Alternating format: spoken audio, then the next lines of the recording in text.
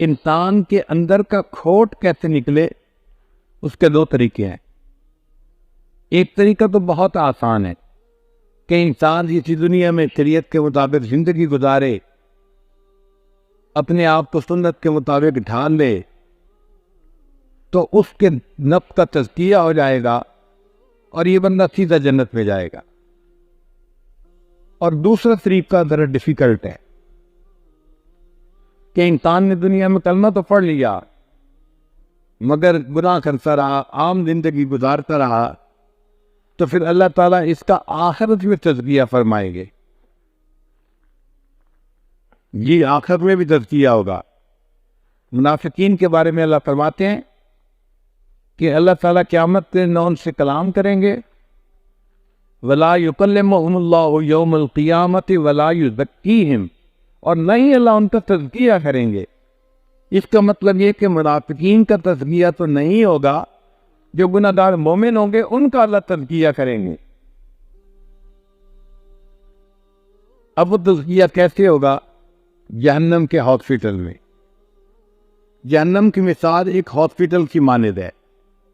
کیونکہ آپ medical line کے لوگ ہیں، بات کو ذرا آسانی سے سمجھ لیں گے۔ کوئی بھی بیمار آدمی ہوتا ہے اسے ہاسپٹل میں ایڈمٹ کرتے ہیں۔ کہاں ایڈمٹ کرتے ہیں؟ ایمرجنسی وارڈ میں لاتے ہیں۔ ایمرجنسی وارڈ میں تھوڑا سا اسٹاف ہوتا ہے، وہ ہر آنے والے مریض کے بارے میں ایک دو چھوٹے سے کویسچن پوچھتے ہیں، ان کو پتہ چل جاتا ہے اس کو یہ دل کا مریض ہے، ہڈی ٹوٹی ہے، اس کو بخار ہے یا کسی جگہ درد ہے، تو پھر وہ ٹریٹمنٹ اس کے حساب سے دینا شروع کر دیتے ہیں۔ اللہ رب العزت نے بھی معاملہ ایسا ہی کیا۔ جو بندہ فوت ہوتا ہے، قبر میں جاتا ہے، تو قبر آخرت کا ایمرجنسی وارڈ ہے، اور وہاں پر دو فرشتے ہوتے ہیں اور وہ تین چھوٹے چھوٹے کویسچن کرتے ہیں، من ربک، من نبیک، ما دینک۔ کتنے چھوٹے چھوٹے سوال ہیں۔ ان تین چھوٹے سوالوں سے ان کو پتہ چل جاتا ہے یہ کس لیول کا مریض ہے اور اس کے ساتھ ٹریٹمنٹ کیا کرنی ہے، پھر ویسی ٹریٹمنٹ شروع کر دی جاتی ہے۔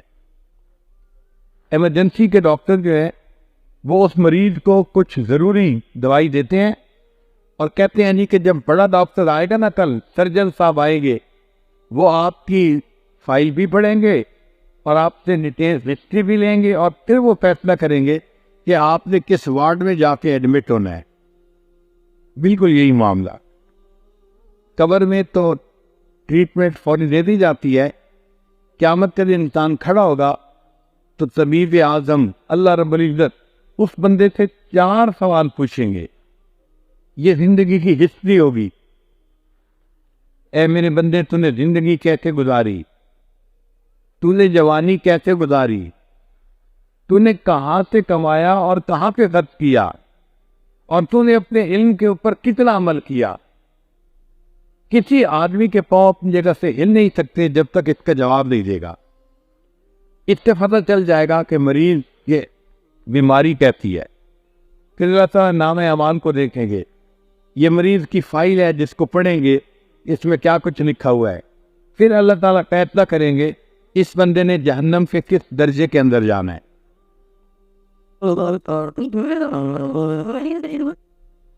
ایمرجنسی وارڈ جو قبر ہے اس میں کیا ہوگا؟ ایک گناہ گار بندہ جائے گا اور قبر اس کو دبائے گی۔ کئی دفعہ بیماری کا علاج دبانے میں ہوتا ہے۔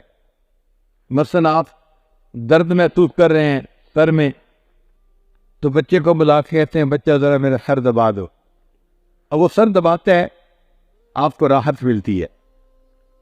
اور کئی مرتبہ دبانے سے تکلیف ہوتی ہے۔ یہی فرق ہے قبر کے ضبطہ میں۔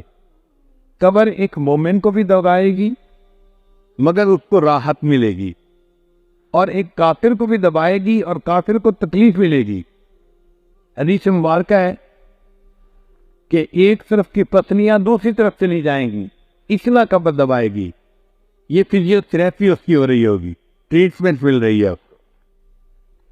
عام طور پہ دیکھا ہے کہ ایمرجنسی وارڈ میں مریض آتا ہے تو اس کو پانی کی ڈرپ لگا دیتے ہیں، اسی کے ذریعے سے انجیکشن دوائیاں جاتی ہیں۔ قبر میں اس بندے کو بھی ایک ڈرپ لگائی جاتی، یعنی انٹراوینس انفیوژن جس کو کہتے ہیں نا، وہ دی جائے گی۔ حدیث مبارکہ میں ہے جو بندہ نماز قضا کرتا تھا، اللہ تعالیٰ قبر میں ایک گنجا اژدہا پائتھن اس کے اوپر مسلط کر دیں گے۔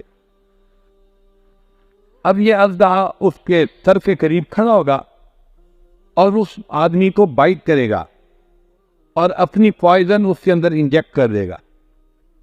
بندے کو تکلیف ہوگی، پھر جب تکلیف ٹھیک ہوگی تو پھر دوبارہ بائٹ کرے گا، پھر کچھ ڈراپ ڈال دے گا۔ جیسے ڈرپ ہوتی ہے نا، قطرہ قطرہ بندے کے جسم میں دوائی جا رہی ہوتی ہے، یہ اللہ تعالیٰ کا لگایا ہوا انٹراوینس انفیوژن ہے۔ یہ پانی کی بوتل اللہ نے اس کو بنا دیا اور یہ زہر کا قطرہ قطرہ دوائی کا ڈال رہا ہے اور بندے کی ٹریٹمنٹ چل رہی ہے۔ اب اس تکلیف میں یہ بندہ اس وقت تک رہے گا جب تک قیامت قائم نہیں ہو جاتی۔ پھر قیامت کے دن اللہ کے سامنے پیش ہوگا، اللہ تعالیٰ اس سے کویسچن پوچھیں گے، اس کے نامہ اعمال کو دیکھیں گے، پھر حکم دیں گے کہ اس بندے کو جہنم میں لے کے جاؤ۔ اور جہنم کے مختلف درجات ہیں۔ سب سے نیچے کا جو درجہ ہوگا اس میں منافق ہوں گے۔ قرآن مجید نے بتا دیا، ان المنافقین فی الدرک الاسفل من النار، آگ کے سب سے نیچے کے حصے میں منافق لوگ ہوں گے اور سب سے اوپر کے حصے میں گناہگار ایمان والے ہوں گے۔ ایک دستور ہے، آپ نے اسٹور میں کوئی چیز رکھنی ہو تو جس چیز کی بار بار ضرورت پڑتی ہے نا، اس کو دروازے کے قریب رکھتے ہیں، اور جس چیز نے لمبا عرصہ رہنا ہے اس کو دور کونے کے اندر جا کے ڈال دیتے ہیں۔ تو منافقین کو بھی نیچے والے درجے میں ڈالیں گے، انہوں نے تو نکلنا ہے ہی نہیں۔ اور جو گناہ گار مومن ہیں ان کو جلدی نکالنا ہے، ان کو دروازے کے قریب اوپر کے درجے میں رکھیں گے۔ ہر ہاسپٹل میں ایک یونیفارم ہوتی ہے۔ امیر ہو وزیر ہو، جب ہاسپٹلائز ہوتا ہے تو اس کو اپنے لباس فاخرہ کو اتار کر وہ یونیفارم پہنی پڑتی ہے۔ قیامت کے دن اللہ تعالیٰ جہنمیوں کو یونیفارم پہنائیں گے۔ سرابیلہم من قطران، گندک کا بنا ہوا لباس ہوگا، اس لیے کہ جو سلفر کا لباس ہوتا ہے، سلفر آگ کو جلدی پکڑتی ہے، اور جو چیز آگ کو جلدی پکڑے وہ جسم کو زیادہ جلاتی ہے۔ عورتوں کے کپڑے عام طور پر آگ جلدی پکڑتے ہیں، جب ان کو آگ لگتی ہے تو ان کے جسم پہ برننگ سکن کی زیادہ ہوتی ہے۔ اس جہنمی کو بھی یونیفارم پہنا دی جائے گی، مگر یہ عام کپڑا نہیں ہوگا، یہ گندک کا بنا لباس ہوگا۔ فقہاء نے لکھا ہے، اگر کسی گلی میں ایک گدھا مرا پڑا ہو تو اتنی بو ہوتی ہے کہ قریب سے بندہ گزر نہیں سکتا بدبو کی وجہ سے۔ ایک جانور کی اگر لاش گل سڑ جائے تو اتنی بو ہوتی ہے۔ جہنمی کے کپڑوں میں کتنی بدبو ہوگی۔ ساری دنیا کے انسان شروع سے لے کے آخر تک، حیوان، چرند، پرند، خشکی کے مخلوق، تری کی مخلوق، ساری مخلوق ایک جگہ جمع ہو جائے اور سب مر جائیں اور سب کی باڈی جو ہے وہ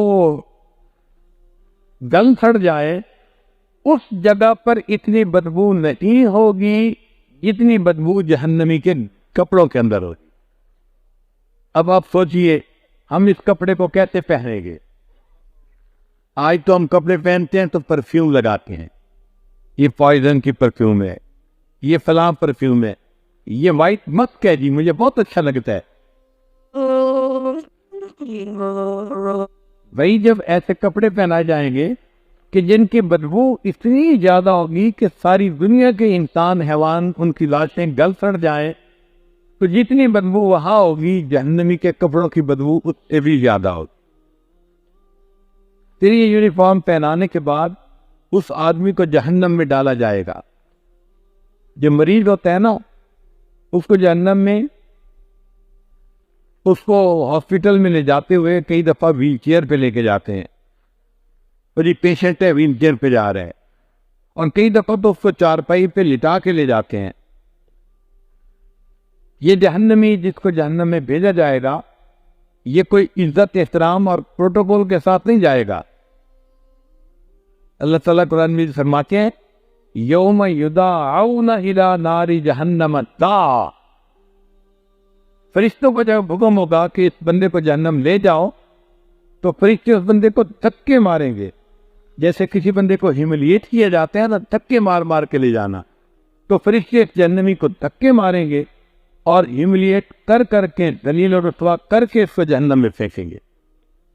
قرآن مجید کے صوتی اثرات بھی آتے ہیں، پڑھتے ہوئے بھی پتہ چلتا ہے جیسے کوئی کسی کو دھکے مار رہا ہو. یوم یدعون الی نار جہنم دعا. پھر جب جہنم میں ڈال دیا جائے گا تو یہ بندہ وہاں آرام سے نہیں ہوگا. چھوٹا سا کمرہ ہوگا، ہاسپٹل میں جیسے مریض کا کمرہ ہوتا ہے نا. قرآن مجید نے کہا مکانن ضیقن، قرآن مجید کے الفاظ ہیں. چھوٹا سا کمرہ آگ کا بنا ہوا ہوگا، اس میں اس بندے کو ڈال دیا جائے گا. نہ یہ اس میں لیٹ سکے گا، نہ کھڑا ہو سکے گا، نہ بیٹھ سکے گا. دائیں طرف سے بچے گا تو بائیں طرف آگ جلائے گی، اور بائیں طرف سے بچے گا تو دائیں دیوار آگ کی اس کو جلائے گی. اور ایک چھوٹی سی جگہ میں جیسے بندہ ہوتا ہے تو پریشان ہوتا ہے کہ میں اس سے کیسے نکلوں، میری تو سفوکیشن ہو رہی ہے. اس کا وہاں پر یہ حال ہوگا. پھر یہ باہر نکلے گا، ایک فرشتے کو کہے گا کہ بھئی میں بہت تنگ جگہ سے باہر نکلا ہوں، مجھے کہیں کھلی جگہ لے جاؤ. فرشتہ کہے گا میرے ساتھ آؤ.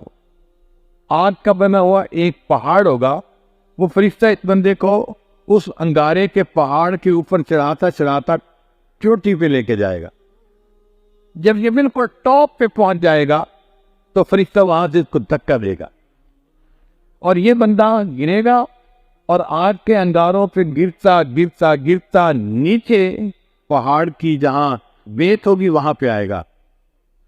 جسم جل چکا ہوگا، تکلیف ہو رہی ہوگی، ہڈیاں ٹوٹ رہی ہوگی. پھر یہ اٹھ کے کھڑا ہوگا، فرشتے کے سامنے آئے گا. What can I do for you? Can I serve you? وہ پوچھے گا اس سے، یہ کہے گا کہ ہاں مجھے بہت بھوک لگی ہے، پلیز کچھ کھانے کو میرے لیے لاؤ. وہ جائے گا اور زقوم کا پودا اس کو کھانے کے لیے لا کے دے گا. زقوم کا پودا آپ نے دیکھا ہوگا جس کے اوپر کانٹے ہوتے ہیں، پتے نہیں ہوتے، وہ پورے کا پورا کانٹوں سے بنا ہوا ہوتا ہے، اور اتنا بیٹر ہوتا ہے کہ اگر صبح کے وقت اس کو چکھے نا تو شام تک اس کی کڑواہٹ منہ میں محسوس ہوتی ہے. یہ زقوم کا پودا ان شجرۃ الزقوم طعام اثیم، یہ وہاں پر کھانے کو دیا جائے گا. اس بندے کو اتنی بھوک لگی ہوگی کہ یہ اس کو کھانا شروع کرے گا، لیکن جب اس کو بائٹ کرے گا، کھائے گا، تو وہ زقوم اس کے گلے کے اندر جا کے اٹک جائے گا. نہ نگلتے بنے گی نہ اگلتے بنے گی. اب اور مصیبت میں فرق کیا، پھر کہے گا جی کچھ مجھے پینے کو دو تاکہ میرا لقمہ نیچے جائے. اب اس کو پینے کے لیے وہاں پہ کوئی کوک پیپسی نہیں دی جائے گی، روح افزا کا شربت نہیں دیا جائے گا. وہاں پر اس کو پینے کے لیے ایک عجیب مشروب دیا جائے گا. قرآن مجید فرماتے ہیں وَلَا طَعَامٌ إِلَّا مِنْ غِسْلِينٍ لَا يَأْكُلُهُ إِلَّا الْخَاطِئُونَ. جہنمیوں کے زخموں سے جو خون اور پیپ بہے گی وہ گرم گرم ایک پیالے میں ڈال کے اس کو غسلین لکھا ہے، وہ اس کو پینے کے لیے دی جائے گی. اب آپ سوچیے زخم کے اندر پس ہو تو کتنی بو ہوتی ہے، قریب کھڑا نہیں ہوا جاتا. وہ پیپ اور وہ خون گرم اس کو پینے کو دیا جائے گا، اور اتنی پیاس ہوگی کہ یہ اس کو پیے گا. حدیث مبارکہ میں ہے جب پیے گا تو اس کی جتنی انتڑیاں ہوگی سب کٹ کے پخانے کے راستے باہر چلی جائے، اور یہ اتنی تکلیف میں سے گزرے گا. پھر اللہ تعالیٰ اس کو دوبارہ پھر ریسیٹ کر دیں گے، پھر صحیح ہو جائے گی صحت. پھر دوبارہ یہ فرشتے کو کہے گا مجھے کسی کھلی جگہ لے جاؤ، وہ کہے گا آ جاؤ میں آپ کو پہاڑ کی چوٹی پہ لے جاتا ہوں. یہ سائیکل پھر سٹارٹ ہو جائے گا. بار بار ایسا اس کے ساتھ ہوگا اور یہ تکلیف کے بعد تکلیف اٹھائے گا. اس کے جسم کی جلد جلے گی اور اللہ تعالیٰ جلد کو پھر ٹھیک کر دیں گے. بدلناہم جنودا غیرہا لیذوقوا العذاب. آپ سوچئے یہ بندہ کتنی تکلیف سے عالم میں ہوگا. جیسے بندے کی بیماری ہوتی ہے نا، اس کی غذا بھی ویسی ہوتی ہے. ایک ہارٹ پیشنٹ آتا ہے، اس کو چربی والا کھانا بالکل نہیں دیتے، سب پراٹھے بند ہوتے ہیں اس کے لیے. شوگر کا مریض آتا ہے تو میٹھی چیز اس کے لیے بند ہوتی ہے. اسی طرح جہنمی میں جس قسم کا مریض ہوگا اسی قسم کی ٹریٹمنٹ دی جائے گی. ایک بندہ زکوٰۃ نہیں دیتا تھا، قرآن مجید میں کہا گیا اللہ تعالیٰ کے مال پیسے کو سونے چاندی کی شکل میں لمبے لمبے سلاسیاں بنا دیں گے، جیسے اسٹیل کے راڈ ہوتے ہیں، سریے ہوتے ہیں. ان سریوں کو جہنم کی آگ کے اندر گرم کیا جائے گا، اور جو سرخ گرم ہو جائیں گے فَتُقْوَى بِهَا جِبَاهُهُمْ، ان کے ماتھے کو داغا جائے. وَجُنُوبُهُمْ وَظُهُورُهُمْ، ان کے پہلوؤں کو اور ان کی پیٹھ کو داغا جائے گا، اور کہا جائے گا هَذَا مَا كَنَزْتُمْ لِأَنفُسِكُمْ فَذُوقُوا مَا كُنتُمْ تَكْنِزُونَ. یہ مال تھا جو دنیا میں جمع کر کے رکھتا تھا، اب ذرا چکھ مزہ اس کا. آپ بتائیں جب گرم سرخ راڈ سے انسان کے جسم کو جلائے تو کتنی تکلیف ہوتی ہے. یہ جہنمی زکوٰۃ نہ دینے کی وجہ سے اتنی تکلیف میں سے گزرے گا. ایک وہ نوجوان ہوگا جو اپنی آنکھوں پہ کوئی کنٹرول نہیں رکھتا تھا، گھر سے نکلے ادھر بھی نظر پڑ رہی ہے، غیر محرم پر ادھر بھی، وہ تماشے دیکھتا پھرتا ہے. حدیث پاک میں ہے اللہ تعالیٰ فرشتوں کو حکم دیں گے اور وہ اسی طرح تلائیاں ہوگی لوہے کی، ان کو گرم کر کے اس کی آنکھوں میں پھیریں گے، جیسے سرمے کی تلائی آنکھ میں پھیرتے ہیں نا، سرما ڈالتے ہیں. یہ غیر محرم کو دیکھتا تھا، آج اس کی آنکھوں میں آگ کی تلائیاں پھیری جائیں گی. ایک بندہ ہوگا جو دوسروں کے دل جلاتا تھا، ان کی غلطیاں کوتاہیوں کو دیکھ کے لوگوں میں بیان کرتا تھا، تو لوگوں کے دل دکھتے ہیں، وہ لوگوں کے دل دکھاتا تھا. ان کے لیے اللہ نے ایک الگ سیکشن بنایا ہوگا، اس سیکشن کا نام ہوگا ویل. اللہ فرماتے ہیں وَيْلٌ لِكُلِّ هُمَزَةٍ لُمَزَةٍ، عیب جو اور عیب گو، اس بندے کے لیے ویل کا عذاب ہوگا. یہ دو الگ الگ بیماری ہیں. ایسی مائکروسکوپک نگاہ ہو ناک کے دوسرے پہ نظر پڑے تو اس کی چھوٹی چھوٹی غلطیوں کو بھی نوٹ کر لینا، یہ ہے عیب جوئی. اور اگر کسی کے عیب کا پتہ چل جائے اس کو لوگوں میں بیان کرتے پھرنا، یہ ہے عیب گوئی. یہ دو الگ بیماری ہیں. کئی دفعہ دونوں بیماریاں ایک ہی بندے میں ہوتی ہیں. تو ایسے بندے کو اللہ تعالیٰ اس ویل کی جگہ پر پہنچائیں گے، اور وہاں پر ایک آگ کا بنا ہوا کالم ہوگا، آگ جل رہی ہوگی اور ستون ہوگا آگ کا. اس بندے کو آگ کے ستون کے ساتھ باندھ دیا جائے گا. جیسے ایکسرے لینا ہوتا ہے نا، تو مریض کو کہتے ہیں جی آپ جیسے بھی ہیں آپ کو بس اس دیوار کے ساتھ لگ کے تھوڑی دیر کھڑا ہونا پڑے گا، 1 منٹ کے لیے اماں جی کھڑی ہو جائیں، بس پھر ہم آپ کو نیچے بٹھا دیں گے. اسی طرح اس بندے کو آگ کے بنے ہوئے اس ستون کے ساتھ باندھ کے کھڑا کر دیں گے، اور پھر اس کے بعد کیا ہوگا، نیچے زمین کے اوپر انگارے ہوں گے. نار اللہ الموقدہ التی تطلع علی الافئدہ، قرآن مجید میں ہے وہ آگ کے انگارے اٹھیں گے اور سیدھا اس بندے کے دل کو آ کر جو ہے نا ہٹ کریں گے، دل کو آ کر لگیں گے. یہ دنیا میں لوگوں کے دل دکھاتا تھا، آج اس بندے کے دل کو ٹارگٹ کیا جائے گا. جیسی کرنی ویسی بھرنی. جیسے لیزر گائیڈڈ راکٹ ہوتے ہیں نا، کہ جب چھوٹتے ہیں تو سیدھا ٹارگٹ پہ جا کے لگتے ہیں، یہ آگ کے انگارے اللہ کے بنائے ہوئے لیزر گائیڈڈ راکٹ ہیں، یہ بندے کے سیدھا دل کے اوپر جا کر ہٹ کریں گے. اب آپ سوچئے بندہ آگ کے کالم کے ساتھ بنا کھڑا ہے، اور جو انگارہ اٹھتا ہے وہ دل کو آ کے جو ہے نا وہ جلاتا ہے. انسان کی کیا کیفیت ہوگی، کیا حالت ہوگی. پھر ایک بندہ ہوگا جس نے دنیا میں زنا کا ارتکاب کیا اور توبہ بھی نہیں کی.